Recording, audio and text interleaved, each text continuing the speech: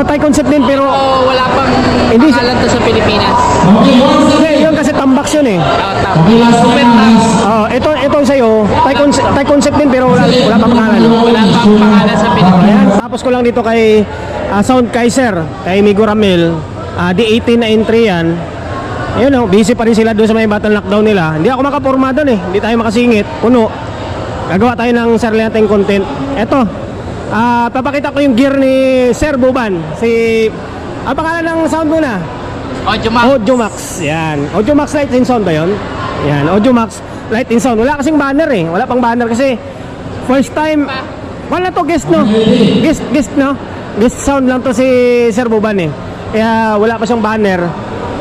Thai concept din, para sila ni Migo Ramel. Kasi kay Migo Ramel, Thai concept din yun eh. Ito Thai concept din to, di ba? Tambax din, tawag dito.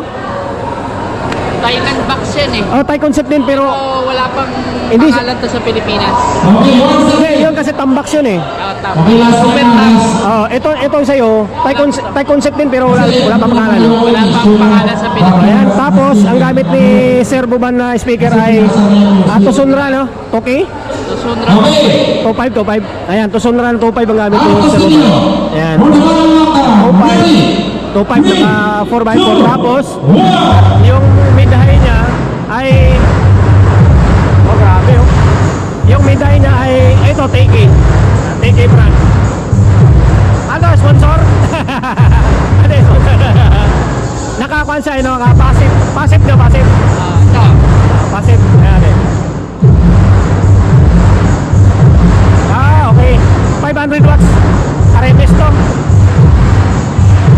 Naka-passive siya, hindi siya naka-active. Bali, full range. Full range. 5,000 yung setup. Okay. Tapos ito yung console nila. Tinatakpan kasi medyo mainit na dito. Oh, ganda na mixer nyo.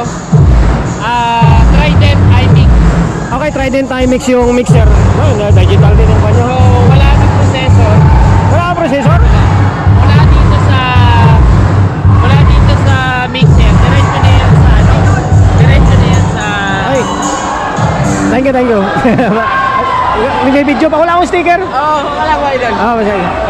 Ayan, Ngayon, balik tayo dito. Diretso na yan. Ha? Pagpasok ng audio from laptop, diretso sa mixer, diretso na sa ampli. Wala na processor? Kasi, Baka, ano to, may built-in na to? kasi may built-in siya na equalizer, over, limiter, lahat ng Drive rack natin niya. processor. Built-in na drive rack. Nandito na lahat. Okay. Kagaya ng drive rack. Ito ka na magtitimpla. Wala. Trident na SC12. Oo. Yan, 12 channel na... Hindi, 12 ba to? SC o code lang? 2, 4, 6, 8. 8 yan. Plus, sa second level, meron pang another in. Kaya pala may kwan siya. Ito naman ay auxiliary out. Tapos equalizer. Okay. Ayan. Walang processor kaya... Yun, ano yun? Kwan Wala lang. na yan. Naka-standby lang yan. Standby lang. Okay. Para kung medyo manganga pa sa digital, May manual. Okay. Tapos yung amplifier na gamit ay... Rusty. Pang ano to, pang sub? ito yung pang sub sa dalawa. Ito yung pang sub sa dalawa sa baba. Okay. Yung AS3000, dalawa sa baba. Dalawang sub, dalawang Tapos sub itong sa taas. Class D, dalawa sa taas to, Class D. Anong brand to? Music Beast. Galing na Music Manila yan. Ito? Last year mo nabili? Oo. 4,000 watts per channel. Okay, ganda rin. Parang dating yung CBR din. Wala, puro Class D yung na-interview ko ngayon kay Sound Kaiser, Class D rin yun CBR. Tapos ito yung... Wala yan. Reserve lang yan. Ito lang yung mid-height. ito yung pang mid-high pala. Yung National Star na Force 300. Okay, dalawa. 1,000 watts per channel yan. Okay, wala na dami ibang... Yun lang. Ito lang yung console niya. Sa laptop, bukod sa equalizer ng mixer, meron din tayong equalizer dito. Meron kang one digital. Okay. Ano yung apps yan? Okay. Kaya natin initimpla kung gusto natin tayo. Okay.